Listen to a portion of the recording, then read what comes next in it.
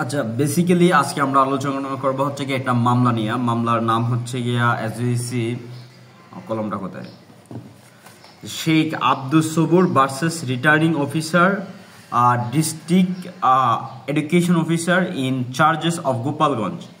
একজন রিটার্নিং অফিসারে নিয়ে শেখ আব্দুস সবুর মামলা করছে। তাহলে রিটার্নিং অফিসার কোথায় থাকে, হচ্ছে গিয়া যারা হচ্ছে গিয়ে নিয়োগ দেয়, নির্বাচনের ইলেকশন কমিশনের আন্ডারে কাজ করে যারা।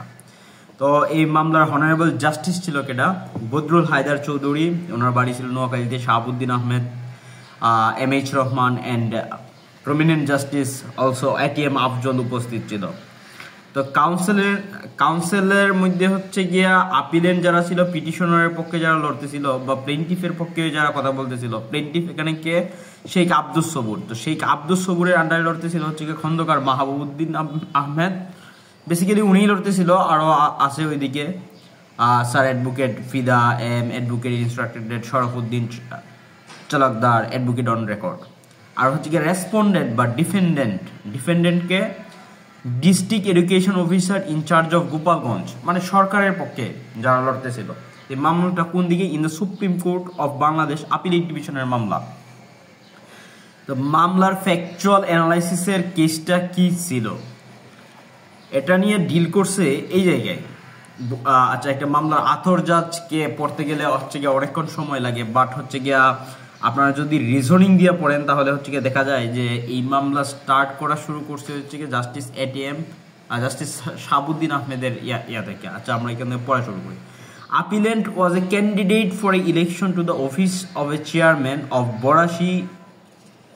Borashi Union Parishad in the district of Gopalganj. এই যে শেখ আব্দুস সবুর একজন ক্যান্ডিডেট আছেন, ইলেকশন ক্যান্ডিডেট, চেয়ারম্যান আছেন।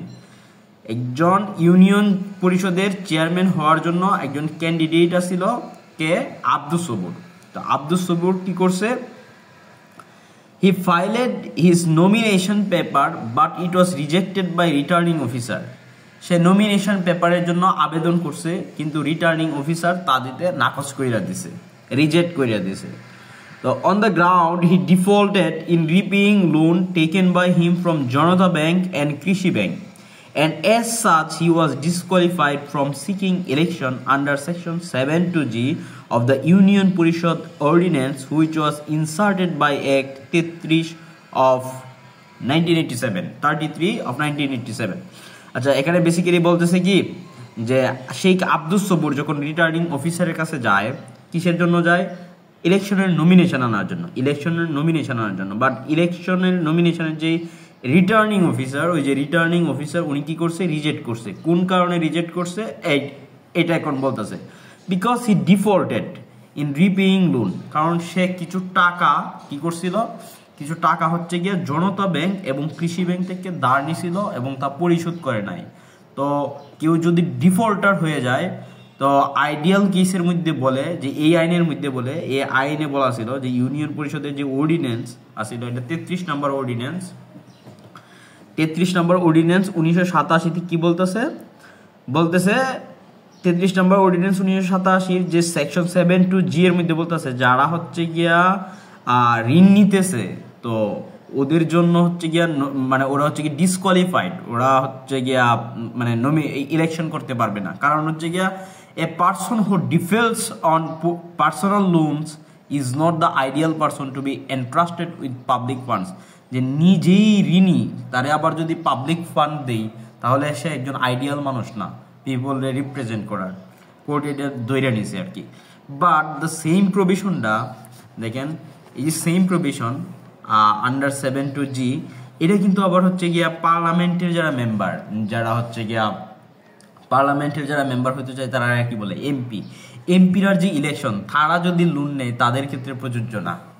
তো এই যে এখানে বলতেছে, if the legislation is considered beneficial, যে আইনটা যেহেতু করছে বেনিফিশিয়াল পাবলিক পারপাসে, যে যারা ঋণী তারা হচ্ছে গিয়ে যদি ঋণ নেয় তাহলে সেটা আইডিয়াল পারসন না।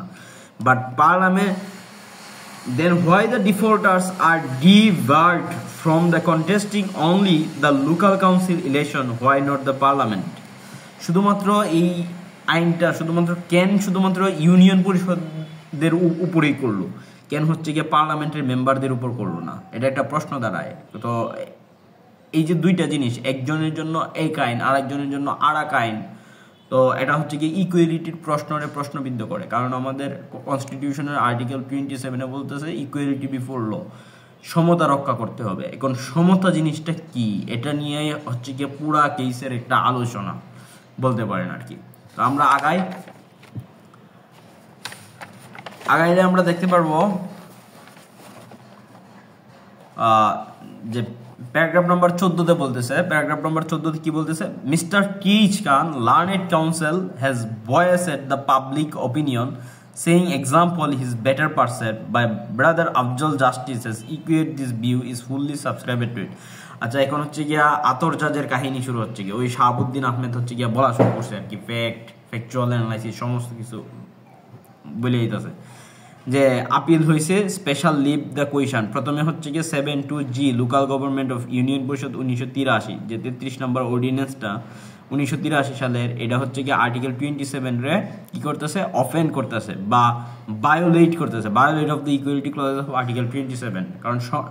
কারণ সমতা নাই, কারণ হচ্ছে গিয়া পার্লামেন্টের মেম্বারদের জন্য সেম না, তো ইউনিয়ন পরিষদের ক্ষেত্রে শুধুমাত্র প্রযোজ্য, লন ডিফল্টার হলে হচ্ছে গিয়া ইলেকশন করা যাবে না। তাহলে এমপিরা যদি লন ডিফল্টেড হয় তাহলে তারা কেন ইলেকশন করতে পারবে? এই প্রশ্ন নিয়ে উত্থাপন করছে কিনা শেখ আব্দুস সবুরের পার্টি, মানে হচ্ছে গিয়া আপিলেন্ট পার্টি, প্লেন্টিফের পার্টি। তো provides for a disqualification for a person seeking election as a chairman of member of union পরিষদ। The disqualification is that person who has defaulted in repaying any loan taken from specified bank, nationalized bank। যে nationalised bank থেকে যারা হচ্ছে গিয়া এটা loan নেওয়ার ফলশ্রুতিতে আব্দুস সবুর কি করছে, ইলেকশন করতে পারবে না। কিসের আন্ডারে? কারণ হচ্ছে গিয়া অর্ডিন্যান্স 1983 এর 72G। এখন বলতেছে 72G being discriminatory in the nature should be struck down in the article of 26 of the constitution। কারণ 26 বলতেছে law inconsistent with fundamental rights shall be void, and article 27 থেকে শুরু কইরা আর্টিকেল 44 পর্যন্ত যে সমস্ত প্রিন্সিপাল আমাদের কনস্টিটিউশনে ন্যারেটেড হয়েছে এইগুলোরে বলা হয় হচ্ছে গিয়া যে ফান্ডামেন্টাল রাইট। এখন আর্টিকেল 27 হচ্ছে ফান্ডামেন্টাল রাইট, 27 এর এগেইনস্টে যাইতেছে 72G, কারণ শুধুমাত্র একটা মাত্র পার্টিকুলার ক্লাসরে আপনি ডিফাইন করতেছেন, বলতেছেন যে সে যদি লোন নেয় তাহলে সে নির্বাচন করতে পারবো না, কিন্তু সেম কথা তো প্রযোজ্য এমপিআর ক্ষেত্রে হচ্ছে না। তাহলে কি এটা আর্টিকেল 27 এর বিরোধী, ফান্ডামেন্টাল রাইটস এর বিরোধী। আর ফান্ডামেন্টাল রাইটস এর বিরোধী হওয়ার কারণে আর্টিকেল 26 কইতেছে যে ফান্ডামেন্টাল রাইটের বিরোধী হইলে যতটুক পার্ট বাতিল হইব অতটুক পার্ট বাতিল হয়ে যাবে। এটা বলা হয় ডক্ট্রিন অফ ইক্লিপস বা ডক্ট্রিন অফ সেভারেবিলিটি। এটা নিয়ে আরো লং আলোচনা করা যায়, 1-2 ঘন্টার লেকচার দেওয়া যায় ডক্ট্রিন অফ ইক্লিপস বা সেভারেবিলিটির উপরে। তারপর আসি প্যারাগ্রাফ 15 বলতেছে যে candidate for election of the chairman officer of the Boras union parishad district of Gopalganj which was held the 10 February filed in 1988 filed a nomination paper before returning officer। আচ্ছা, এখানে বেসিক্যালি বলতেছে এগুলো সামারাইজ করতে গেলে তো আরো অনেক, মানে লাইন বাই লাইন যদি সামারাইজ করা যায় তাহলে হচ্ছে গিয়া বেটার হয়, বাট হচ্ছে গিয়া আলোচনা একদম দীর্ঘ হয়ে যায়। জনতা ব্যাংক থেকে কৃষি ব্যাংক থেকে যার কারণে হচ্ছে গিয়া ঋণ নেওয়ার কারণে করছে, উনি ডিসকোয়ালিফাইড হয়ে গেছে 72G এর আন্ডারে। কত টাকা লোন নিছে এগুলা বলতেছে আর কি। ইভেন বলতেছে যে এই যে 72G should be declared void. তো সামারলি ডিসমিস করছে জাস্টিস শাহাবুদ্দিন আহমেদ। কি করছে, একদম পুরা কেসটারে সামারলি ডিসমিস করছে। তারপর উনি ওনার আলোচনায় আসতেছে যে উনি কি রিজনিং দিছে। আচ্ছা, তো নমিনেশন নিয়ে লিভ পিটিশন করছে। হ্যাঁ, in order to stay returning officer যে এই অর্ডারটা যে চলতেছিল, এই অর্ডারটা চলার মধ্যে কি করছে, অর্ডারটা স্টে করছে। অর্ডার স্টে করা মানে কি, ইন্টারফারেন্স, স্থগিত করার ফলশ্রুতিতে সে আবার শেখ আব্দুস সবুর কি করছে, নির্বাচনে অংশ নিয়ে নির্বাচনে জিতছে। তারপর বলে মানে আলটিমেটলি এই রায়ের জাজমেন্ট হয় হচ্ছে গিয়া যে না, শেখ আব্দুস সবুর হচ্ছে গিয়া ডিসকোয়ালিফাইড পারসন এবং তার নির্বাচনটা ভ্যালিড হয় নাই, সুতরাং তার আবার নির্বাচন করতে হবে। অনেকটা বর্তমানে যে ইশরাক আছে না, ইশরাকের মতন কাহিনী, যে নির্বাচন হয়ে গেছে তারপর হচ্ছে গিয়ে বলতেছে। তো এখানে বলতেছে article 66 of the constitution, article 66 of the constitution provides the qualification and the disqualification for election not being member as a parliament qualification are that a person seeking election shall be a citizen। আচ্ছা, article 66 কনস্টিটিউশনে বলতেছে যে এমপির qualification, disqualification, election করার কারণগুলা, মানে কোন কোন গ্রাউন্ডে MP disqualified হয়ে পড়বো, পার্লামেন্টের নির্বাচনে অংশগ্রহণ করতে পারবে না, আর কোন কোন গ্রাউন্ডে সে ডিসকোয়ালিফাইড অর্জন হইব। তো শুধুমাত্র বলা হইতেছে যে কোয়ালিফাইড অর্জন হইব মাত্র দুইটা ক্ষেত্রে। এক নম্বর কি, shall be a citizen of Bangladesh, সে বাংলাদেশের নাগরিক, আর হ্যাঁ অ্যাটেইন মেজরিটি 25 ইয়ার্স। আর দুই নম্বরে বলতেছে ডিসকোয়ালিফাইড হয়ে যাইব কোন কোন গ্রাউন্ডে, এটা আর্টিকেল 66 অফ দ্য কনস্টিটিউশনে বলতেছে। এক নম্বরে বলতেছে he is declared competent court to be unsound mind, বলতেছে যে আদালতের কোনো কম্পিটেন্ট কোর্ট থেকে যদি তারা আনসাউন্ড মাইন্ড ঘোষণা করে তাহলে সে কি করতে পারবে না, নির্বাচনে অংশগ্রহণ করতে পারবে না। এটা আলোচ্য এবং প্রাসঙ্গিক বিষয়। পার্টিনেন্ট কোয়েশ্চন ইজ দ্যাট আমাদের সাবেক প্রধানমন্ত্রী প্রাইম মিনিস্টার শেখ হাসিনারে কি বলছিল, কোর্টে বলছিল যে রং হেডেড পারসন, একজন রং হেডেড পারসনকে কি আনসাউন্ড মাইন্ড হিসেবে কনসিডার করা যায় কিনা, এটা একটা জুরিসপ্রুডেন্সিয়াল কোয়েশ্চন আপনাদের কাছে। দুই নাম্বার বলতেছে আন্ডার চার্জ এন্ড ইনসলভেন্ট, এবং সে যদি ইনসলভেন্ট হয় তাহলে হচ্ছে গিয়া করতে পারবে না, পার্লামেন্টের নির্বাচনে বা এমপি কি করতে পারবে না, নির্বাচনে অংশগ্রহণ করতে পারবে না। এখানে পয়েন্ট অফ ভিউ হচ্ছে গিয়ে ইনসলভেন্ট আর হচ্ছে গিয়ে ডিফল্টেড, দুইটাই কিন্তু সিমিলার জিনিস না, ডিফারেন্ট জিনিস। ইনসলভেন্ট মানে হচ্ছে গিয়ে দেউলিয়া হয়ে যাওয়া, আর ডিফল্টার হচ্ছে গিয়ে সে আমার ঋণী, দেউলিয়া না। তো ডিফল্টার যদি হয়ে যায় তাহলে হচ্ছে কি এর মধ্যে অংশগ্রহণ করতে পারবে না, ইউনিয়ন পরিষদের যে সমস্ত নির্বাচন হয় ওইটাতে অংশগ্রহণ করতে পারবে না। বাট যদি ইনসলভেন্ট হয়ে যায় তো এমপির ইলেকশন পদে হচ্ছে কি করতে পারবে না, পার্টিসিপেট করতে পারবে না। 3 নম্বরে বলতেছে he acquires the citizenship of a foreign state. এখন আমি হচ্ছে কি দুইটা রাষ্ট্রের নাগরিকত্ব নিলাম বা দ্বৈত নাগরিকত্ব নিলাম, তো দ্বৈত নাগরিকত্ব নিলে আমি কানাডার নাগরিক, বাংলাদেশে আইসা হচ্ছে কি আমি এমপি ইলেকশন করতে পারবো না।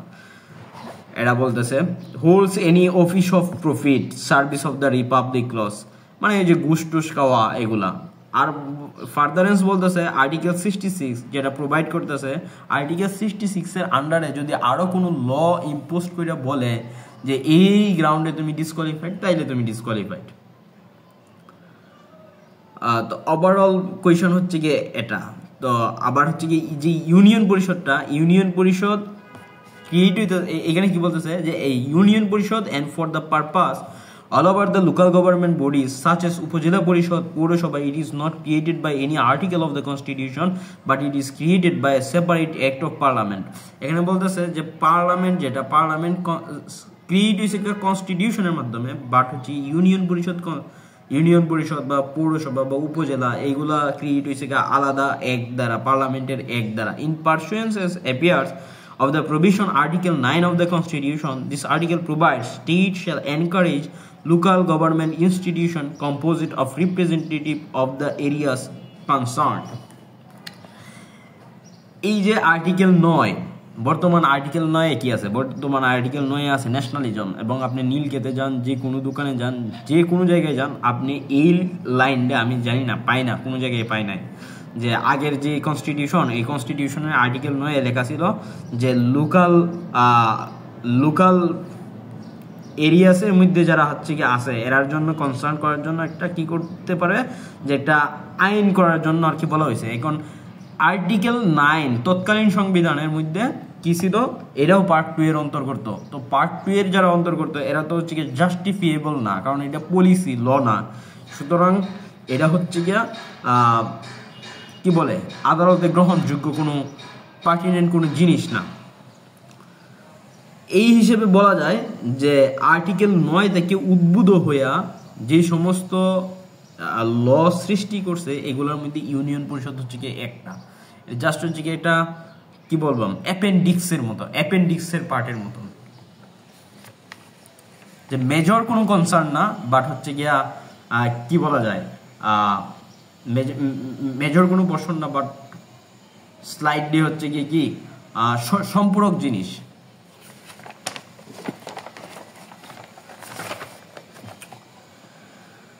তো এইখানে একটা জিনিস হচ্ছে গিয়া ডিসকোয়ালিফিকেশনের যে পার্টটা, ডিসকোয়ালিফিকেশন আপনি যদি ঋণ নেন কোনো ব্যাংক থেকে, জনতা ব্যাংক থেকে, কৃষি ব্যাংক থেকে ঋণ নেওয়ার ফলশ্রুতিতে কি হচ্ছে, আব্দুস সবুরে নির্বাচনে করতে দিতেছে না। তো সেম প্রভিশনটা আবার হচ্ছে গিয়া এদের ক্ষেত্রেও প্রযোজ্য ছিল, এমপিদের ক্ষেত্রেও প্রযোজ্য ছিল, কিন্তু এই লটা কি করছে, অ্যামেন্ড করছে কত তারিখ, 24 জুন 1987 সালে অ্যামেন্ড করছে। অ্যামেন্ড কইরা বলতেছে যে এটা শুধুমাত্র 4 জনের ক্ষেত্রে প্রযোজ্য হইব। ঢাকা মিউনিসিপ্যালে প্রযোজ্য হইব, খুলনা মিউনিসিপ্যালে প্রযোজ্য হইব, উপজেলা পরিষদে প্রযোজ্য হইব, আর পৌরসভাতে প্রযোজ্য হইব। আর বাকিগুলা আর এমপি এটার অন্তর্গত হবে না। এমপি কি হবে না, অন্তর্গত হবে না। তো এমপি যদি ইনক্লুড না হয় তাহলে সে কি করতে পারে, হ্যাঁ যদি লোন ডিফল্টারও হয়, রিপেমেন্ট অফ লোনও যদি ইম্পোস্ট করা থাকে, তারপরেও সে কি করতে পারবো, নির্বাচন করতে পারবো। বাট উপজেলা পরিষদ, পৌরসভা, ঢাকা মিউনিসিপ্যাল, খুলনা মিউনিসিপ্যাল এরা যারা আছে এরা নির্বাচন করতে পারবো না। এটা বলা হয় যে ইন্টারসে মানে হয়েছে তাদের মধ্যে পারস্পরিকের মধ্যে কোনো কি করে নাই যে 4টা সমানভাবে কি হচ্ছে কি ইকুয়ালি ট্রিট হইতেছে। তো ইকুয়ালি ট্রিট হওয়ার একটা প্রিন্সিপাল আছে, like should B alike principal, যে যে যেমন তার সাথে তেমন ভাবে ইয়া করতে হবে। একটা particular class A B C D E F G H, তো 10 জন ক্লাসের মধ্যে বসে আছে, তো 10 জনের সমানভাবে ইনক্লুড করবাম। কিন্তু এই 10 জন হচ্ছে গিয়ে ক্লাস 6-এ পড়ে, আরেকটা শ্রেণীতে হচ্ছে গিয়ে ক্লাস ধরেন 10-এ পড়ে, তো তারারে সমানভাবে এখন ক্লাস 6-এর সাথে 10 এটা একটা quite different angle of view. তো আপনি ক্লাস 6-এর চিন্তা করতে পারেন যে এই 4টা হচ্ছে গিয়ে কি, এই 4টা হচ্ছে গিয়া যে ইউনিয়ন পরিষদ, উপজেলা পরিষদ, ঢাকা মিউনিসিপ্যাল, খুলনা মিউনিসিপ্যাল, এই 4টা হচ্ছে গিয়া শুধুমাত্র একই আইন দ্বারা ট্রিট হইব, এরা সমানভাবে ট্রিট হইব। বাট এই যে পার্লামেন্টের যারা মেম্বার, যারা এমপি পদে অংশগ্রহণ করব বা পার্টিসিপেট করব, তারা হচ্ছে গিয়ে ক্লাস 10-এর মতন। তো তারার পাওয়ার অফ জিনিসটা বা নেচার অফ কি বলবো, নেচার অফ আইডিওলজিটা হাই ক্লাসেস, সুতরাং এরা হচ্ছে কি ডিফারেন্ট, বাই নেচারের ডিফারেন্ট। আমরা আগাই আর কি। তো 24 জুন 1987 সালের আগে দুইজন মানে সবাই সমানভাবে অয়েল ট্রিট হইতো, কিন্তু 24 জুন 1987 সালের পরে এই যে আইনটা করা হয়েছে, অ্যামেন্ড করার পরে শুধুমাত্র 4 জনের মধ্যে ফিক্সড হয়েছে, বাকিরা কি হয়েছে, এক্ষেত্রে ইমিউনিটি পাওয়া গেছে। তো খন্দকার মাহবুব উদ্দিন আহমেদ, তো উনি যেহেতু হচ্ছে গিয়ে লয়ার, প্লেইন্টিফের লয়ার, উনি বলতেছে, উনি আর্গুমেন্ট দিব না সবাই হচ্ছে গিয়ে সমান। কিভাবে সমান, উনি আর্গুমেন্টটা কিভাবে আমরা যাই, ইলেকটিভ বডিসের কথা বলতেছে। তো ইলেকটিভ বডিস কি বলতেছে, তো elective bodies has pointed out that elective body means a body constituted by under any law of the constitutional provision consisting members elected at basis of the adult franchise, and the elective bodies mean both parliament and local government bodies including union পরিষদ। বলতেছে যে elective body হচ্ছে constitution দ্বারা নিয়ন্ত্রিত হয়, কনস্টিটিউশনের 119 নম্বর article দ্বারা নিয়ন্ত্রিত হয়। কনস্টিটিউশনের 119 নম্বর আর্টিকেল দ্বারা নিয়ন্ত্রিত হয় যেহেতু, এই ইলেকটিভ বডিসের মধ্যে পার্লামেন্টও অন্তর্গত আছে, লোকাল গভর্নমেন্টও অন্তর্গত আছে। আর লোকাল গভর্নমেন্ট যেহেতু অন্তর্গত আছে, লোকাল গভর্নমেন্টের মধ্যে ইউনিয়ন পরিষদও অন্তর্গত আছে, এবং ইউনিয়ন পরিষদ যেহেতু অন্তর্গত আছে, বড়াশি যেহেতু একটা ইউনিয়ন, সুতরাং আব্দুস সবুর কি করতে পারে, নির্বাচন করতে পারে, যেহেতু দুইজন হচ্ছে সেম ক্লাসে বিলং করে। বাট রেসপন্ডেন্ট পার্টি যারা, তারা কইব যে না, এটা different class. MP candidate and UP candidate, UP মানে হচ্ছে ইউনিয়ন পরিষদের ক্যান্ডিডেট, আর এমপি হচ্ছে মেম্বার অফ পার্লামেন্টের ক্যান্ডিডেট, দুইজন যে সেম না, এরা হচ্ছে গিয়া ডিফেন্ডেন্টরা বলবো। আর হচ্ছে গিয়ে যারা এর পক্ষের লোক, আব্দুস সবুরের পক্ষের লোক, প্লেন্টিফের পক্ষের লোক, কেইস মাহবুবউদ্দিন আহমেদের পক্ষের লোক, তারা কি বলবো, তারা বলবো যে না, দুইটা হচ্ছে কি সেম ক্লাস। তো সেম ক্লাস যে তারা এটারে আর্গু করার জন্য কি আনছে, যে ইলেকটিভ বডিজ এর কনসেপ্ট আনছে। ইলেকটিভ বডিসের কনসেপ্ট আইনে বলতেছে যে তারা দুইজন সেম। কারণ হচ্ছে কি ইলেকটোরাল রোল কি ইলেকটোরাল রুলস হচ্ছে গা পিপলস রিপ্রেজেন্টেটিভরে ইলেকটিভ যে বেসিস করব যে এডাল্ট যারা ফ্র্যাঙ্কাইজ আছে যারা ভোট দিবে ভোটার তালিকা যে প্রস্তুত করে এটা সবার জন্যই করে পার্লামেন্ট অফ মেম্বার যখন নির্বাচনে অংশ নেয় তাদের জন্যও করে আবার যারা ইউনিয়ন পরিষদ যারা নির্বাচনে অংশ নেয় তাদের জন্য করে তো দুইটা হচ্ছে গিয়ে সেম ক্লাস তো article 119 one of the constitution election commission performs such functions are prescribed by the constitution by any other law it is a pursuance of the provision of article 1192 of the constitution that the election commission prepares electoral rolls or other elective bodies including union পরিষদ এটা হচ্ছে কি প্লেইন্টিফের argument further আমরা যাই further গিয়া বলতেছে যে এই যে লটা যে অ্যামেন্ড করলো লটা অ্যামেন্ড করে 24 জানুয়ারির পরে 1987 সাল থেকে যে এমপিরারে এটার বাহিরে রাখলো এইটারে খন্দকার মাহবুবউদ্দিন আহমেদ বলতেছে যে লেজিসলেশনের যদি ন্যূনতম রেসপেক্ট থাকতো আইনের প্রতি আর্টিকেল 27 এর প্রতি তাইলে তারা এইরকম কাজ করতো না লিখছে who are themselves member of parliament any regard of equality before law equal protection of law article 27 of the constitution and acted it fair impartial manner they would have subjected themselves to the disqualification by amending the representation of the peoples of article 1972 তো উনি বলতেছে যে single class মানে দুইজনেই same but যে রেসপন্ডেন্টের যে council তো রেসপন্ডেন্টের council হচ্ছে টিএস কান্তফাজ্জল হোসেন খান উনি রেসপন্ডেন্টের 9 নম্বর কাউন্সিল তো উনি একটা লেন্দি সাবমিশন দিল বলতেছে যে লেজিসলেটিভের provision of the disqualification being defaulter is not a discriminatory ওই যে খন্দকার মাহবুবউদ্দিন আহমেদ যে বলতেছে যে সিঙ্গেল ক্লাস এবং এটা ডিসক্রিমিনেটরি তো ওই যে উনি বলতেছে কি ডিসক্রিমিনেটরি ট্রিটমেন্ট আবার উনি বলতেছে যে না এটা ডিসক্রিমিনেটরি না কারণ কি যে ইউনিয়ন পরিষদ and the purpose of the local bodies of the constituted separate class union পরিষদের যে উদ্দেশ্য আর যা লোকাল বডিজের যে উদ্দেশ্য আর যা পার্লামেন্টের যে উদ্দেশ্য এটা আকাশ পাতাল তফাৎ These two kinds elective bodies এরা দুইজন elective bodies created by the different statute তারা দুইটা বিভিন্ন আইন দ্বারা নিয়ন্ত্রিত হয় ডিফারেন্ট ফাংশন তার ফাংশন আলাদা তার অ্যাক্টিং ফিল্ড আলাদা তারা can not be grouped into one class তারা এক ক্লাসের মধ্যে পড়তো না হি হ্যাজ কন্টেন্ডেড সো সে কন্টেন্ট করছে by begging a separate treatment তারা একটা সেপারেট ট্রিটমেন্টের পার্ট ডিস্টিংক্টলি পার্থক্যগতভাবে separate bodies of people's representative learned counsel goes on legislative acted quite within its power a argued that history geography level of education culture economic condition এগুলোর উপর basis করে people রিপ্রেজেন্টেটিভরা may B pretended according to different standard যে এমপিরার যে আলাদা একটা standard আছে আলাদা একটা স্ট্যান্ডার্ড ক্রিয়েট করে with the view অ্যাটেইনিং some definite object তারপরে বলতেছে যে পার্লামেন্টের মেম্বাররা যারা তারা হচ্ছে কি ট্রিটেড আলাদাভাবে ট্রিট করা হইব আবার বলতেছে যে যে লোকাল বডিসের মধ্যে যারা আছে মানে ওই যে পড়লাম যে 1 নম্বরে হচ্ছে গিয়া পৌরসভা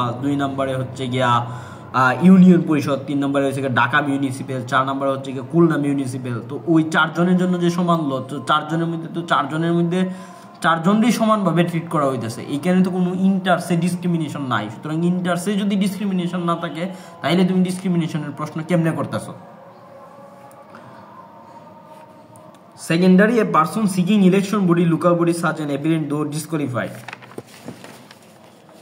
তো টিএইচ খান এনে একটা আলাদা কথা কইছে তো কেস জিতার পর্যায়ে উনি চলে গেছে আর কি শেষমেশ গিয়ে বলতেছে ওই যে খন্দকার মাহবুবউদ্দিন আহমেদ যে বলল যে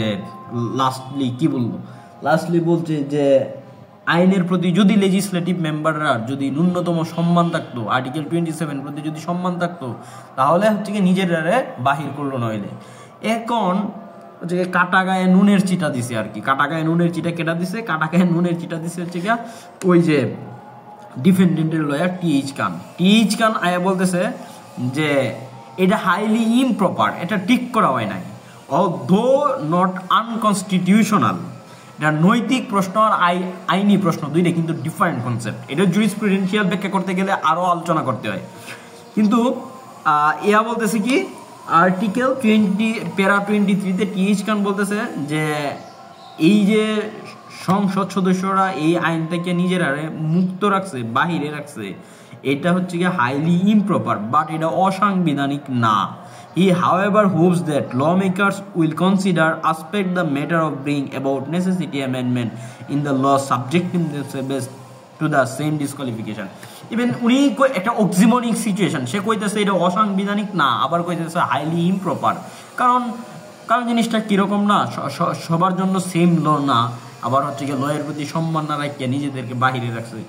তো নিজেই নিজের যে জিনিসটা যে বুঝছে, তো ওই জিনিসটা উনি বলতেছে, তো এটা বহিঃপ্রকাশ করার কোনো মানে ছিল না। যাই হোক, আর্টিকেল 24-এর মধ্যে অ্যাটর্নি জেনারেল কার পক্ষের লোক? সরকারের পক্ষের লোক। সরকারের পক্ষের লোক বলতে ওই যে গোপালগঞ্জের রিটার্নিং অফিসার, তার পক্ষে কথা কইব। সে কি করছে, সে হচ্ছে কি সেমলি কইতেছে যে না, এটা হচ্ছে কি সেপারেট ক্লাসে বিলং করে, সেম ক্লাসে বিলং করে না, এর মধ্যে রিজনেবল ক্লাসিফিকেশন হয়েছে।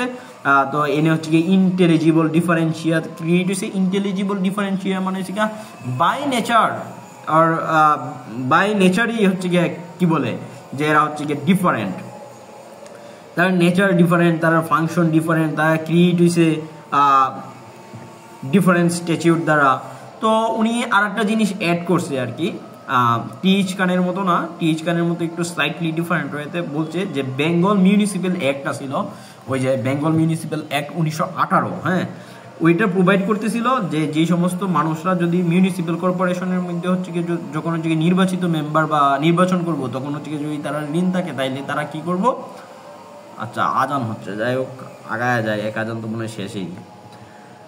বেঙ্গল মিউনিসিপ্যাল অ্যাক্ট 1918 ডিসকোয়ালিফিকেশন হইব seeking election municipal corporation life, যদি তারা ঋণী হয় তাইলে কি করতে পারবো না, রেন্ট বা চার্জ যদি থাকে তাহলে ওরা নির্বাচনে অংশগ্রহণ করতে পারবো না। তো এই প্রভিশন কইতাছে যে এটা একটা পাটনা হাইকোর্টের মধ্যে গেছিল। পাটনা হাইকোর্ট মানে ইন্ডিয়ান কনটেক্সটে বলতেছে, পাটনা হাইকোর্টে গেছিল। তো এক লোক ছিল যে হচ্ছে গিয়া সে নির্বাচনে দাঁড়িয়েছিল, তার অনেক ঋণ টিন ছিল, তো সে হচ্ছে গিয়ে ডিসকোয়ালিফাইড হয় এবং ইলেকশন সিক করতে গেলে ইলেকশন কমিশনাররা বলে যে এটা হচ্ছে গিয়া কনস্টিটিউশনালি ঠিক না, এবং যে তারে যে বাদ দিতেছে এটা হচ্ছে কনস্টিটিউশনালি ভ্যালিড। আচ্ছা, আর প্যারা 25-এ জাজমেন্টের প্যারা 25-এ একটু জুরিসপ্রুডেন্সিয়াল আলোচনা করছে। জুরিসপ্রুডেন্সিয়াল আলোচনা বলতে গেলে কি বলতেছে, যে স্যার ইবোর জেনিংস, উনি হচ্ছে গিয়ে ব্রিটিশ একজন প্রমিনেন্ট লয়ার। তো উনি বলতেছে first of all is to be clearly understood that equality of law means, এই যে আমরা সমতা নিয়ে কথা কইতেছি, ইয়া নিয়ে কথা কইতেছি, তো ইকুয়ালিটির মানে কি উনি বুঝাইতে চাইতেছে। ইকুয়ালিটির মানে বুঝাইতে গিয়ে উনি প্রথম আবিষ্কার করছে কি স্যার ইবোর জেনিংসের কথা। ইবোর জেনিংসের তার বই আছে একটা, তার বই দ্য ল অ্যান্ড কনস্টিটিউশনে বলতেছে equality before law means among equals the law should be equal. Among ইকুয়ালের মধ্যে শুড বি ইকুয়াল, ওই যে চারজন ছিল ওই চারজনের মধ্যে কি করতেছে সমানভাবে, ওই যে ক্লাস 6-এর যে এক্সাম্পলটা দিলাম, তো ক্লাস 6-এর মধ্যে সমান ক্লাসে সবাইরে সমানভাবে ট্রিট করা হইতেছে। And should equally administrated, that like should be treated alike. Then Albert Dacia কি বলতেছে, Albert Dacia কি বলতেছে, equality before law does not mean absolute equality. তো ইকুয়ালিটি বিফোর দ্য ল এর মানে যে আপনার যে অ্যাবসোলুট জিনিসের অধিকার দিয়ে দিয়েছে বিষয়টা এইরকম না।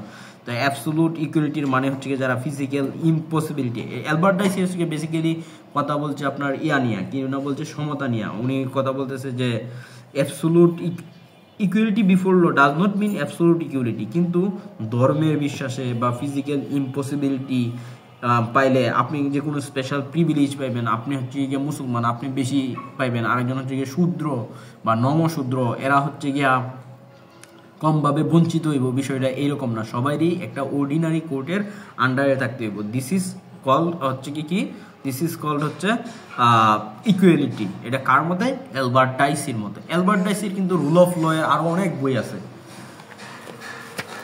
তারপরে আমরা যাই limitation of government of power, আরেকজনের রাইটার রুটান্ড অ্যান্ড আদার্স, উনিও সেম কথা বলতেছে।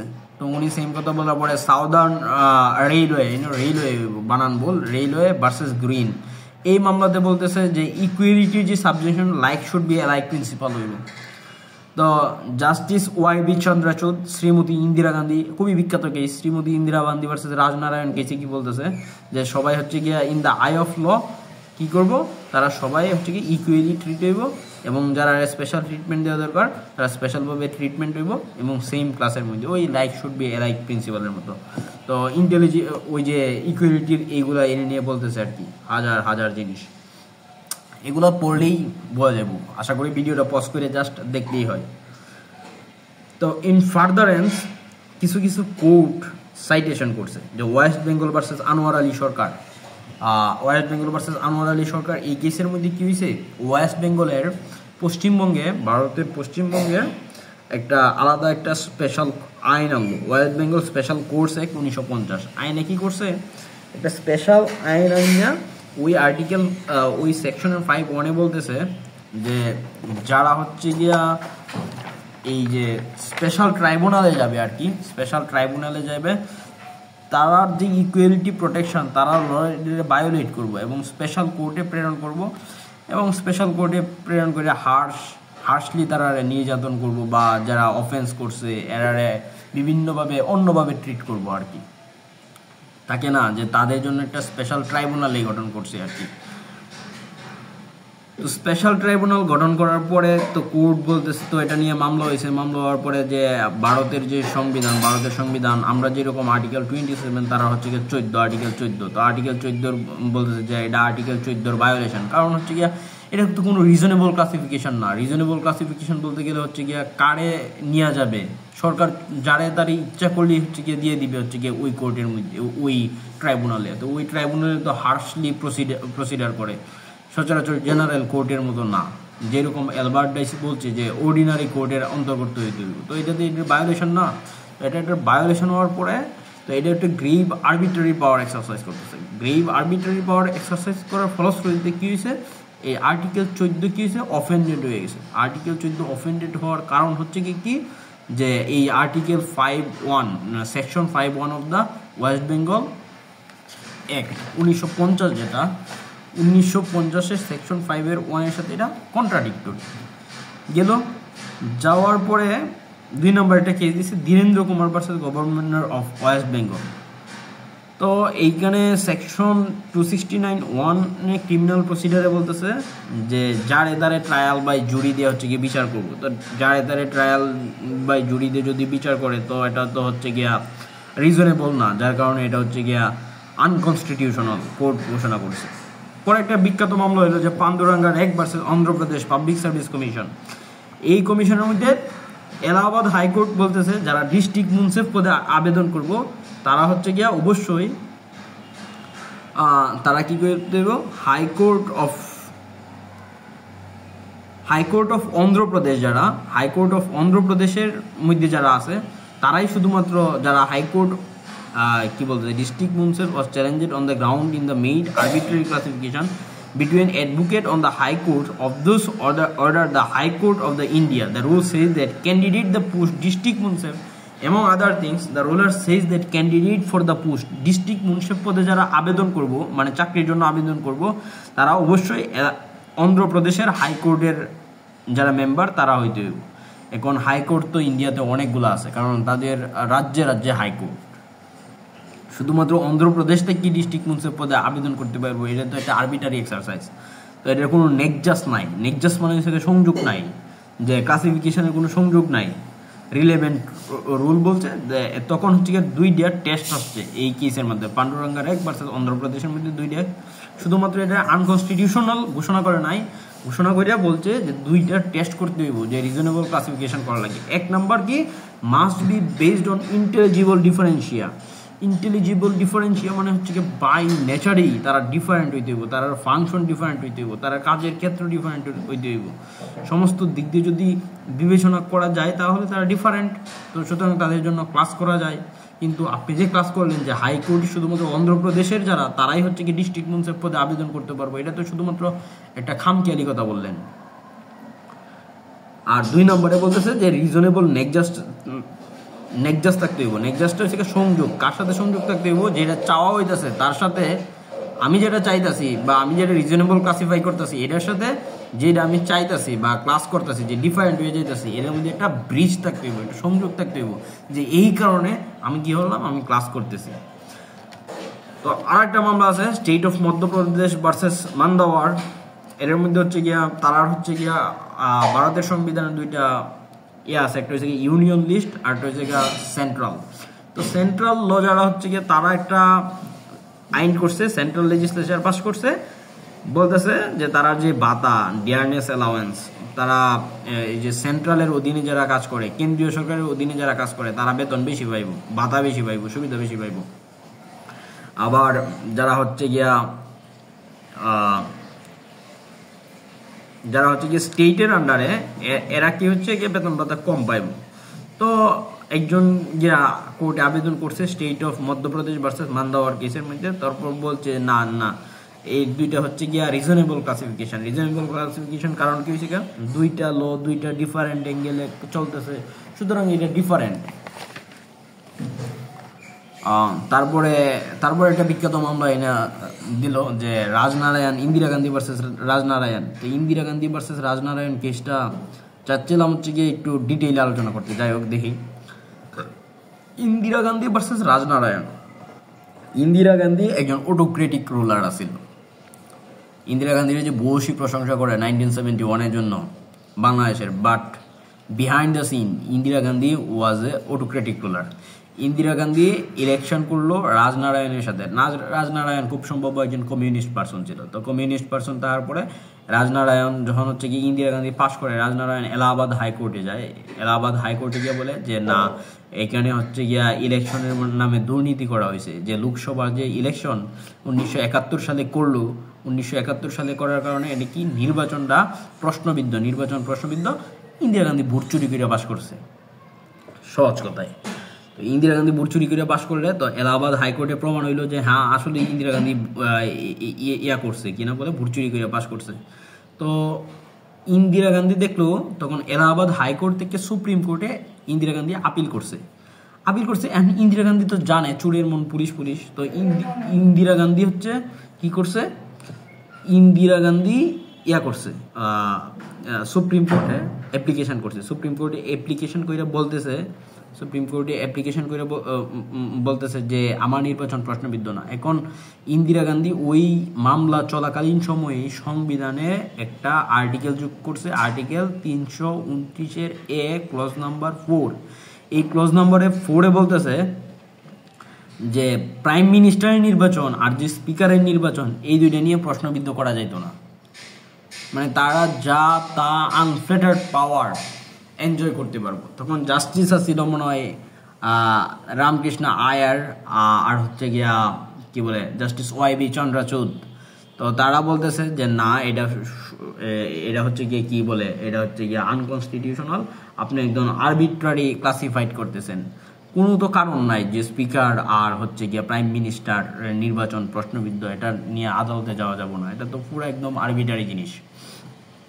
তো এখান থেকে সুপ্রিম কোর্ট কি করছে, স্ট্রাক ডাউন করছে ক্লজ 4 এবং বলতেছে যে এটা grossly discriminatory, that's why it is unconstitutional. মূলত এই কেসের পরেই ইন্দিরা গান্ধী 39তম সংশোধনী আনে এবং হচ্ছে গিয়া ভারতের মধ্যে ইমার্জেন্সি যে পিরিয়ডটা ওইটা চালু করে। লম্বা কাহিনী। আর আমাদের টিএইচ খান কেসে আসি। টিএইচ খান বলতেছে হচ্ছে কি যেহেতু রিজনেবল ক্লাসিফিকেশন করা হয়েছে, উনি ওনার পক্ষে যুক্তি দিতেছে। Jibendra Kishore versus province of east Pakistan কেসটা আনছে। তো ইস্ট পাকিস্তান কেসের মধ্যে হয়েছে কি, প্রথমে তো আমাদের জমিদারি ছিল। তো জমিদারি তাহার কারণে জমিদারি প্রথা উচ্ছেদ করে দিছে। এক্সপ্রোপ্রাইটেড ল্যান্ডলর্ডস যারা ছিল এরা কি করছে, এরা উচ্ছেদ করছে east Bengal state acquisition and tenancy act 1950। জমিদারি প্রথা উচ্ছেদ করার ফলে জমিদারের কম্পেনসেশন দিতে হইব। এখন জমিদারের কম্পেনসেশন দিতেছে পাকিস্তান সরকার এই বেসিসে যে যারা আয় কম তারারে হচ্ছে গিয়া কম্পেনসেশনটা বেশি দিতেছে, যারা রেভিনিউ কম ছিল। আর যারা আনুয়াল ইনকাম বেশি ছিল তারারে কম দিতেছে। এখন এটা আলোচনা করতে গিয়া জীবেন্দ্র কিশোর কি করছে, পাকিস্তান সরকারের বিরুদ্ধে মামলা করছে। মামলা করার পরে তখন চিফ জাস্টিস ছিল, বিখ্যাত চিফ জাস্টিস, ডক্ট্রিন অফ নেসেসিটির যে উদ্ভাবক উপমহাদেশে, chief justice Munir upholding the ক্লাসিফিকেশনটা আপহোল্ড করে বলতেছে যে স্টেটের রিসোর্সের বেস অনুযায়ী আমরা একটা ফিক্স করে নিছি এবং স্টেটের ডিসক্রিপশনারি পাওয়ার আছে এই মুহূর্তে যারে যেভাবে পারে এভাবে হচ্ছে গিয়া রেগুলেট করার। তো এই বেসিসে উনি বলতেছে যে আর্টিকেল 5 অফ দ্য কনস্টিটিউশন 1956, যেটা তখন পাকিস্তানের সংবিধান 1956 সালের আর্টিকেল 5 ছিল হচ্ছে গিয়া করা কিনা বলে ইকুয়ালিটি বিফোর ল। তো ইকুয়ালিটি বিফোর লয়ের যে প্রিন্সিপাল, এই ইকুইটি বিফোর লয়ের প্রিন্সিপাল এটা ভায়োলেট করতেছে না, বরং হচ্ছে গিয়ে এটা প্রোটেক্ট করতেছে ড্র দ্য রিজনেবল ক্লাসিফিকেশন। সুতরাং আপনারা যে টাকা কম দিতেছে এটা স্টেট ফিক্স করে নিছে এবং এটা স্টেটের ডিসক্রিপশনারি পাওয়ার, সুতরাং এটা রিজনেবল ক্লাসিফিকেশন।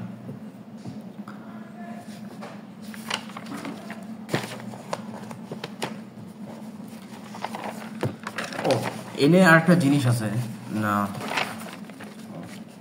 এখন আপনি একজন মানুষকে কি আপনি সিঙ্গেল আইডেন্টিটি ক্লাস হিসেবে ঘোষণা করতে পারেন? ধরেন আমি আব্দুল্লাহ জুবায়ের, এখন আমার কি সিঙ্গেল ক্লাস হিসেবে রেফার্ড কইরা আমার রিজনেবল ক্লাসিফিকেশন করা যায় যে আমার শুধুমাত্র আমার জন্যই হচ্ছে আলাদা আইন আর বাকি সবার জন্য আলাদা আইন? তো এটা কি পারা যায় কিনা? Can be a single entity be a reasonable class? তো ওই যে এই মামলার নাম হচ্ছে গিয়ে Charanjit Lal versus union of India. এই কেসের মধ্যে একটা কোম্পানি ছিল সুলাপুর স্পাইনিং অ্যান্ড ওয়েবিং কোম্পানি। ইন্ডিয়ান সেন্ট্রাল লেজিসলেচার কি করছে, as a class by itself, তারা নিজেরাই একটা ক্লাস হয়ে গেছে। বলতেছে যে এই যে স্পাইনিং কোম্পানি, দুনিয়াতে হাজার হাজার কোম্পানি আছে, তো এই কোম্পানির স্পেশালভাবে ট্রিট করার কারণ হয়েছে কা এনে মেল অ্যাডজাস্টমেন্ট হইতেছিল, মিসম্যানেজমেন্ট হইতেছিল। তো কোম্পানিটা অনেক বড়, যার ফলশ্রুতিতে সরকার নিজস্ব একটা আইন করে কি করছে, ওরে হচ্ছে গিয়া আলাদাভাবে সার্ভ করতেছে। সুতরাং এটা রিজনেবল ক্লাসিফিকেশন। পরে বলতেছে যে Lachhman Das versus state of Punjab case. Lachhman Das versus state of পাঞ্জাবের মধ্যে কইতেছে যে একটা ব্যাংক আছিল আর কি, পাটিয়ালা ব্যাংক। তো পাটিয়ালা ব্যাংকের মধ্যে হচ্ছে গিয়ে ঋণ টিনের অনেক জরাজীর্ণ ব্যাপার ছিল। তো তারা হচ্ছে গিয়ে পরিশোধ করতে পারে নাই। তো পরিশোধ না করার ফলশ্রুতিতে ওরা আইন আনছে এবং আইনে বলতেছে যে এই যে পাটিয়ালা ব্যাংকের যারা মেম্বার হবে বা প্রসিজার করব যারা ঋণ বা সুদ নিব, তার জন্য একটা হার্শ রুল আর কি আইনা দিছে আর কি। অন্যান্য ব্যাংকের ক্ষেত্রে আর কি ইন জেনারেল যেভাবে করা হয় এইভাবেই, কিন্তু পাটিয়ালা ব্যাংক যারা, তার ক্ষেত্রেই শুধুমাত্র বলতেছে এটা হার্শ প্রসিজার অবলম্বন করতে হবে। তো হার্শ প্রসিজার অবলম্বন করতে হবে কারণ কি? কারণ হচ্ছে গিয়া এই ব্যাংক হচ্ছে গিয়া অনেক ঋণ করছে, ঋণ খেলাপির উদাহরণ আছে। সুতরাং ওই ব্যাংক হচ্ছে গিয়া অন্যভাবে ট্রিট করা হইব এবং এটা রিজনেবল ক্লাসিফিকেশন, এবং এটা জনগণের পক্ষেই করা হয়েছে বইলা ঘোষণা করা হয়েছে এবং এটা রিজনেবল ক্লাসিফিকেশন হিসেবেই ঘোষণা করছে। আর ইন্টারেস্টিং মামলা the state of Bombay versus FH বালাসাড়া। তো এই মামলাতে হয় কি, একজন গিয়া বম্বে প্রহিবিশন অ্যাক্ট 1949 এটা চ্যালেঞ্জ করছে আর্টিকেল 14 আন্ডারে ইন্ডিয়ান কনস্টিটিউশনের, যে যারা সেনাবাহিনী, ভারতীয় সেনাবাহিনীতে আছে তারা মদ বেশি খায় এবং মদ বেশি খাইতে পারে চাইলেই। আবার হচ্ছে গিয়া ওরা মদ বেশি খাইতে পারে না, লিকুইয়ার যেটা আর কি, ওই যে লিকুইয়ারের কনসেপ্টটা। তো লিকুইয়ারের কনসেপ্টটা হচ্ছে গিয়া, তো হাইকোর্ট বলতেছে যে তারা মদ বেশি খাইতে পারে কারণ হচ্ছে গিয়া তারা একটা স্পেশাল ক্লাস, আর্মি যারা তারা হচ্ছে একটা স্পেশাল ক্লাসের অন্তর্গত। Supreme court took a different view, upheld the classification, there is nothing wrong in legislature according to special treatment। এই আর্মির যে আমি স্পেশাল ট্রিটমেন্ট দিতেছি মদ খাওয়ার, তো এটা হচ্ছে কি armed forces who form A class themselves in many respect in who have been treated as in various members in armed constitutionally valid। তো আর্মিরা যেহেতু হচ্ছে গিয়া আলাদা ক্লাস, সুতরাং আলাদা ক্লাসে তারা আলাদাভাবে ট্রিটেড হইব। এবং আর একটা কেস আছে দেখা যাইতেছে যে রামকৃষ্ণ ডালিমা ভার্সেস জাস্টিস টেন্ডুলকার। এই ক্ষেত্রেও বলা হয়েছে যে রিজনেবল নেকজাস থাকলে কি করতে পারবো, ক্লাসিফিকেশন করা যাবে।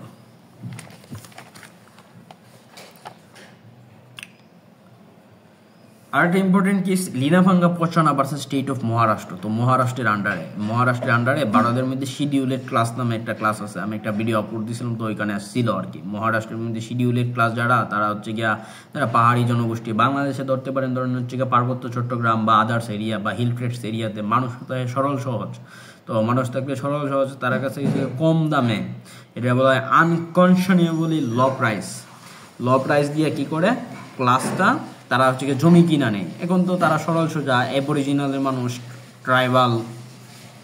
ট্রাইবাল পার্সোনালিটিতে বিলং করে, তারা দিয়া দেয়। এবং হচ্ছে গিয়া ওইখানে গিয়া যারা মহাকুবের যারা, তারা হচ্ছে গিয়ে ইয়া করে গিয়া বিভিন্নভাবে ইন্ডাস্ট্রিজ বানায় এবং হচ্ছে গিয়ে তার সাথে দাঙ্গামা হাঙ্গামা লাগাই দেয় সবসময়। তো এই হিসেবে ইন্ডিয়ান কোর্ট হচ্ছে গিয়ে Maharashtra restoration and land scheduled tribes act নামে একটা আইন আনছে। আইন এনে বলতেছে যে না, এভাবে হচ্ছে গিয়ে বিক্রি করা যাবে না, এটা আনকনশনেবলি ল প্রাইসে বিক্রি করা হইতেছে। এবং শুধুমাত্র এই ক্ষেত্রে হচ্ছে গিয়ে জমি কেনা বেচার জন্য একটা আলাদা আইন করা হয়েছে এবং এটা রিজনেবল ক্লাসিফিকেশন। স্টেট পরে এদের সাথে আরো হচ্ছে গিয়া অনেক মামলা রেফার করে, state of Gujarat versus Shri Ambika mills, Sujat Ali versus union of India. তো পান্ডুরাঙ্গা রেক ভার্সেস হচ্ছে গিয়া অন্ধ্রপ্রদেশের যে মামলাটা আমরা দেখলাম, ওই যে এই জায়গায়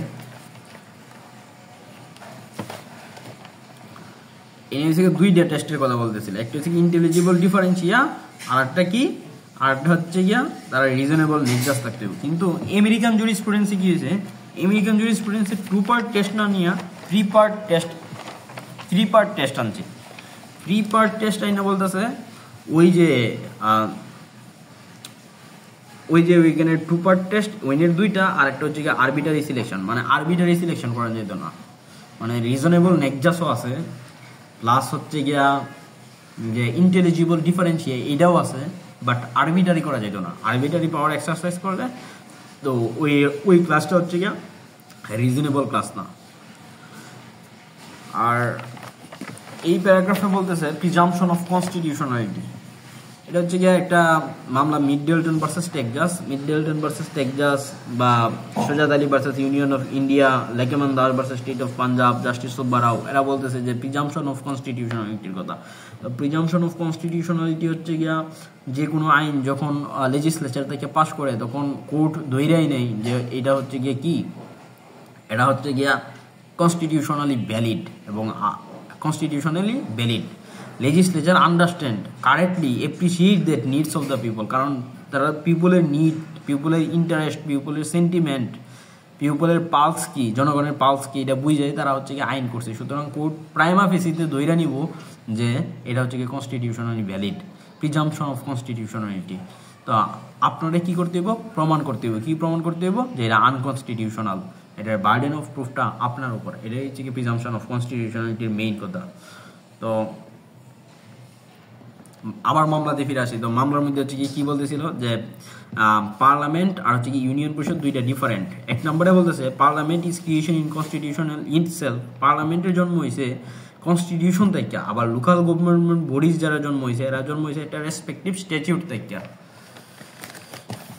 সেকেন্ডলি বলতেছে যে function of the parliament law making, legislative, আর হচ্ছে গিয়া এক্সিকিউটিভ ইন নেচার।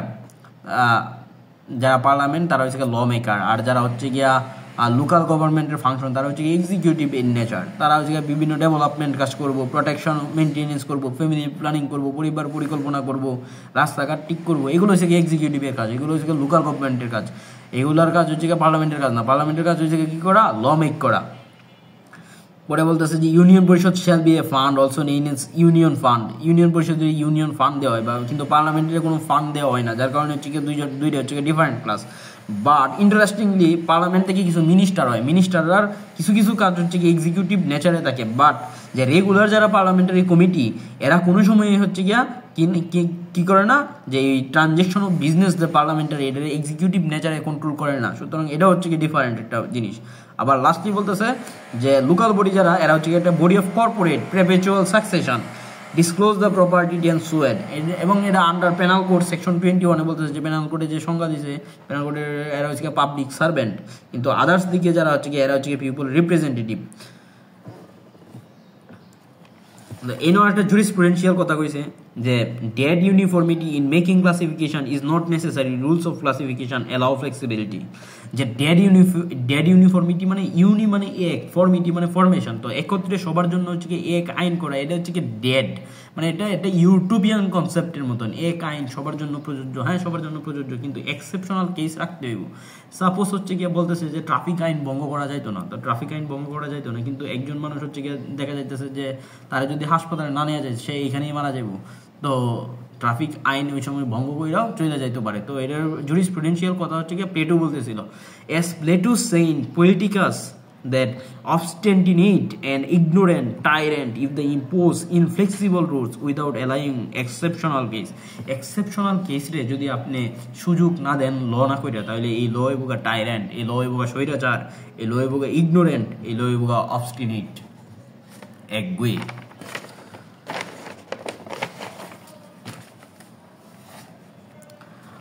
তো ওই যে টিএইচ কানে যে বললো যে হচ্ছে গিয়া কি যে এটা আমরা জানতাছি যে এটা হচ্ছে গিয়া আনকনস্টিটিউশনাল না, এই 7(2)G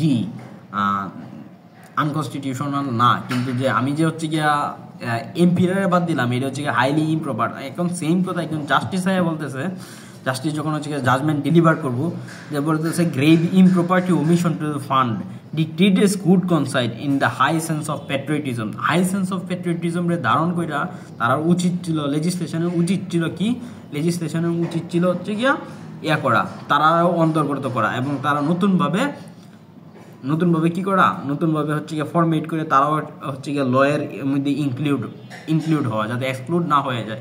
এটা লেজিসলেশনরে অর্ডার না অন কাইন্ড অফ পরামর্শ হইতেছে, এটা কোর্ট পরামর্শ হইতেছে। তো এনে হচ্ছে চেক অফ ব্যালেন্স, যেটা চেক অফ ব্যালেন্স এটা ডিসক্রিমিনেশন হয়ে যেতেছে। আফটার অল বলতেছে 7 জেনারেল প্রিন্সিপাল।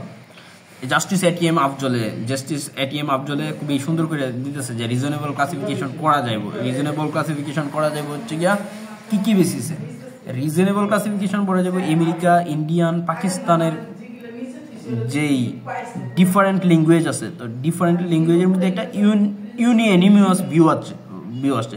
এক নম্বরে বলতেছে যে প্রিন্সিপাল, এক নম্বরে বলতেছে যে universal application to all person, এক আইন সবার জন্য প্রযোজ্য, সমানভাবে প্রযোজ্য, এটা একটা ইউটোপিয়ান কনসেপ্ট। সুতরাং এই ইউনিভার্সাল অ্যাপ্লিকেশন সবার জন্য না। ল অফ ইকুয়ালিটি মানে এই না যে এক আইন সবার জন্য সমানভাবে প্রযোজ্য হইব, কারণ তারা nature circumstance, position, ভেরিং needs, different classes, সবসময় একজন ডিফারেন্ট হবে, এটা সার্কামস্টেন্সের উপর ডিপেন্ড করে। এই হিসেবে কি করতে পারবেন আপনি, রিজনেবল ক্লাসিফিকেশন করতে পারেন। Like should be treated A like, ওইভাবে করা যাব। এবং 4 নম্বরে বলতেছে যে রেশনাল নেকজাস থাকলে, ইন্টেলিজিবল ডিফারেন্সিয়া থাকলে, তো আপনি কি করতে পারবেন, রিজনেবল ক্লাসিফিকেশন করতে পারবেন। 4 নম্বরে বলতেছে যে স্টেটের যে ডিসক্রিমিনেশনারি পাওয়ার, যে জীবেন্দ্র কিশোর ভার্সেস ইস্ট পাকিস্তান যে কেসটা, ওইখানে কেসের মধ্যে যে চিফ জাস্টিস মুনির বললো যে ডিসক্রিমিনেশনারি পাওয়ার যদি রাষ্ট্র ইচ্ছা করে তাইলে ডিফারেন্ট ক্লাস ডিফারেন্ট গ্রুপের জন্য করতে পারে, বাট এটা আরবিট্রারি হইতে পারতো না, এটা আর্টিফিশিয়াল হইতে পারতো না, এটা ইভাসিভ হইতে পারতো না। ইভাসিভ মানে বিভ্রান্তিকর। আর to overdo classification however is to undo equality. The court insist the delusive exactness doctrinal test, এবং প্রিজাম্পশন করবো কনস্টিটিউশনালিটি। ওই প্রিজাম্পশন হচ্ছে কি, যে মিডলটন ভার্সেস টেক্সাসের যে মামলাটা, ওইটার মধ্যে প্রিজাম্পশন অফ কনস্টিটিউশনালিটি আছে।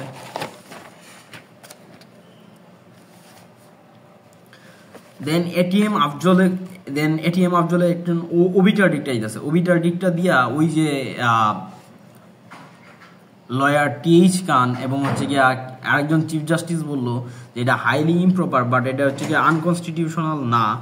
এই বেসিসে জাস্টিস এটিএম আফজল শুরু করছে তার argument, what for the sauce for goose should be sauce for the grandeur, মানে সবার জন্য সমান দেওয়া। তারপর হচ্ছে কি করলো, তারপর হচ্ছে কি আমেরিকান জুরিসপ্রুডেন্সের একটা কন্টেক্সট উনি ব্যবহার করেছে। এটা হচ্ছে চার্লস ইভান হিউজেসের একটা কোটেশন যোগ করে বলতেছে, একটা মামলা রেফার করছে, মামলার নাম হচ্ছে West Coast hotel versus company versus Parrish. West Coast versus hotel company versus প্যারিসে কি হয়েছিল, তখন ওয়ার্কিং ক্লাস যারা ছিল, তখন হচ্ছে কি এটা হচ্ছে বলে ডিপ্রেশন পিরিয়ড টাইমের, দ্য গ্রেট ডিপ্রেশন নামে একটা কনসেপ্ট আছে। তো গ্রেট ডিপ্রেশন কনসেপ্টের মধ্যে কি বলে, দ্য গ্রেট অর্থনৈতিক মন্দা, চতুর্দিকে ছড়ায় গেছিল, চতুর্দিকে ছড়ায় গেল, তখন আমেরিকান সরকার হচ্ছে গিয়া মানে যারা হচ্ছে গিয়া কাজ করতো বাট কাজের মধ্যে কোনো টাকা পাইতো না, তো টাকা না পাওয়ার ফলশ্রুতিতে মানে টাকা কম পাইতো, তো হচ্ছে গিয়া যারা নারী আছে, যারা মহিলা আছে, তারা হচ্ছে বেতনই দিত না দরকার পড়লে। তো এক মহিলা হচ্ছে গিয়ে বেতন পায় নাই, না বেতন পাওয়ার পরে হচ্ছে গিয়ে কি গিয়া মামলা করে। তো আমেরিকান কনস্টিটিউশনের একটা ইয়া ছিল যে হচ্ছে গিয়ে যারা চুক্তি করবো, চুক্তির বিষয় হচ্ছে গিয়ে প্রাইভেট, এনে কনস্টিটিউশন বা আদার্স কোনো ইস্যু গিয়া ডিল করতে পারবো না, তো ডিল করতে পারবো না। তো তারপরে মানে ওই মামলার মধ্যে চার্লস ইভান হিউজ বলে না যে ডিল করতে পারবো। তারপরে হচ্ছে গিয়া গ্রেট ডিপ্রেশন কাটে, আরও অনেক কাহিনী টাহিনী, এটা হচ্ছে গিয়া ইন ডিটেলস যদি না বলি তাইলে হচ্ছে গিয়া আসে না জিনিসটা।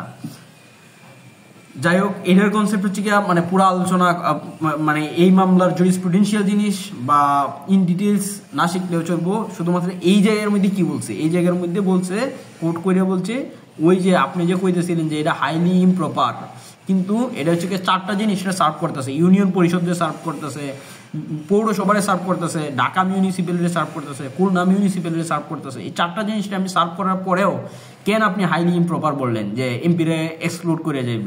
এখন হচ্ছে কি এনে একটা বিষয় দেখেন, ধরেন হচ্ছে কি এনে 1 2 3 4 5টা সমস্যা আছে, 5টা সমস্যার মধ্যে বড় সমস্যা 2টা, এখন বড় 2টা সমস্যার আমি আইডেন্টিফাই করলাম, আইডেন্টিফাই করে কি করলাম, আমি ল করলাম। ল করার ফলশ্রুতিতে কি হইলো যে এখন আপনি কইতে পারবেন না শুধুমাত্র আমি 2টারে কেন আইডেন্টিফাই করলাম, বাকিগুলোরে কেন আইডেন্টিফাই করলাম না।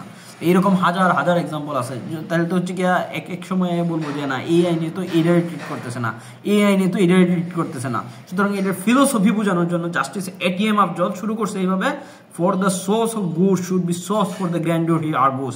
চার্লস ইভান হিউজের যেই কনসেপ্ট ওই মামলার মধ্যে এস্টাবলিশ হয়েছে, ওই এস্টাবলিশের মধ্যে একটা ন্যারেশন উনি দাঁড় করাইছে। ন্যারেশনটা কি, যে it is not bound to extend its regulation to all classes, it is might be possibly reach, মানে সবার কাছে আইনটা সমানভাবে পসিবলি রিচ হইব, এইটা কোনো একটা ইউটোপিয়ান কথা হইতে পারে না, ইউটোপিয়ান কথা এই ফিলোসফিতে কাটে না। যে একটা মোস্ট ইভিলেট পার্ট, যেখানে সবচেয়ে বড় সমস্যা, এটারে আমি অ্যাটাক করে আমি কি করছি, ল করছি, এবং ল এই বেসিসে রেগুলেট হয়েছে। আপনি বলতে পারবেন না গিয়া যে এই আইনের সমাধান দিতেছে না। দ্যাটস ওয়াই এখানে বলতেছে if the law presumably hits the evil where it's most felt, যেখানে সবচেয়ে বেশি সমস্যা জর্জরিত, ওই সমস্যারে কেন্দ্র করে কি করছে, ল করছে। It's not to overthrown, এটা এই আইনটা আপনি প্রত্যাহার করে দিতে পারবেন না, because there are no instance which might have been applied. There is no doctrinaire requirement to legislation should be couched in all embracing terms, মানে সমস্ত জিনিসটা এমব্রেস করে আপনি ল বানাইতে পারবেন না। পরে সেম ভাবে ইন্ডিয়ান পার্সপেক্টিভে বলতেছে just in the same vein বলতে এনে মেটাফরিক্যালি বুঝাইতেছে যে justice Bhagwati said that in Shakawatari case the legislation enacted at achievement of a particular object of the purpose need to be all embracing. It is for the legislature determine categories who would be embraced within the scope of legislation ঠিক করব যে কারে embrace করা হইব, কারে embrace করা হইতো না, because certain categories which would be stand on the same footing as those they are covered the legislation left out would not render the legislation has been enacted at any discriminatory, any violative of the fundamental right guaranteed by Article 40 of the Constitution. তো article 14 এই আইন protect করে নাই, ওই আইন protect করে নাই, এইভাবে আপনি বলতে পারবেন না। এটা হচ্ছে কি তারা সমালোচনা করলো, এই সমালোচনা দিয়ে হচ্ছে কি শেষ করে দিচ্ছে। এই নিয়ে হচ্ছে কি আরেকটা বলা যায় যে বাংলাদেশে যেই পরিমাণ করাপশন হয় আর আমেরিকাতে যেই পরিমাণ করাপশন হয়, এটারে আপনি কম্পেয়ার করে আপনি কেন এনে ওবিটার ডিক্টামেন্ট এটা দিচ্ছেন, এটা একটা ফিলোসফিক্যাল ডিবেট হইতে পারে। তো শেষমেশ বলতেছে যে law can not be struck down merely, একটা লরে আপনি মেয়ারলি যেন তেনভাবে স্ট্রাক ডাউন করতে পারবেন না, because it fails to spell out a particular objective of the provision of the legislation itself. শুধুমাত্র আমি এমপিরারে এই আইন দিয়ে আমি কি করতে পারি নাই, বাউন্ড করতে পারি নাই, এই বেসিসে আপনি যে উপজেলা পরিষদ যে অর্ডিন্যান্সের যে অ্যামেন্ডমেন্ট, এটারে আপনি কি করতে পারবেন না, বাদ দিতে পারবেন না, কারণ এই চারটা জিনিস আপনি হচ্ছে রেগুলেট করতেছেন already. There is no intersect discrimination. শেষমেশ এটিএম আফজল একটা সুন্দর কথা বলছে, শেষমেশ গিয়ে বলছে যে আনসলিসিটেড অ্যাডভাইস, যেই অ্যাডভাইসের কথা বলা নাই তারপরে আপনি কেন দিতেছেন এটা। আমরা তো কোর্ট তো বাউন্ড না, আপনারা হচ্ছে গিয়া আমরা কোর্ট বাউন্ড না লেজিসলেশনের পরামর্শ দেওয়ার জন্য। I do not think that this court has any duty under the constitution to offer an unsolicited advice to the parliament should not do. Parliament কোনটা করবো, পার্লামেন্ট কোনটা করবো না, এটার ভ্যালিডিটি দেওয়ার তো আমার কোনো বিষয় না, এটা তো আমার কোনো এখতিয়ারই নাই। There is no jurisdiction in my self. As long as the law enacted in this bound of the constitution it will be upheld by this court, but if the law otherwise then open to criticism. এটা লয়ের criticism করা যায়, but if parliament itself is two respond in the manner in the best. কিন্তু parliament যেটা করবে এটা পার্লামেন্টের বিষয়, এটা আপনি যা তা বলতেছেন কেন? শেষমেশ হচ্ছে গিয়া পবিত্র কোরআনের সূরা আস-সাফের আয়াত 2 এবং 3 ব্যাখ্যা কইরা বলতেছে, উনি ওবিটা ডিটামটা খুব সুন্দর করে দিয়েছে এটিএম আফজলে, যে grievously onerous is it in the sight of God that ye say that which ye do not. মানে তারা খুবই জঘন্য একটা বিষয়, তারা যা বলে তারা তা করে না। এবং তিনি এটারও কন্ডেম করছে যে the members of the parliament owe an answer to this court, but not they declared Islam, that they have declared Islam is the state religion of the Republic of the Constitution 8th Amendment Act 1988। 1988 সালের 8ম সংশোধনী মামলা দ্বারা আপনি কি করছেন? এরশাদ সরকার কি করলো?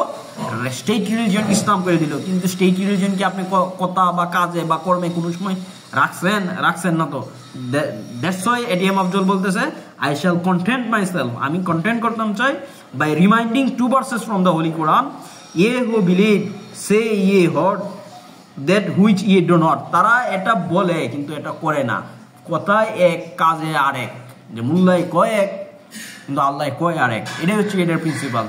After all এটা হচ্ছে গিয়ে একটা সংক্ষিপ্ত সামারি দিলাম একটা কেসে, যে Sheikh Abdus Sabur versus returning officer, district education officer in charge of Gopalganj.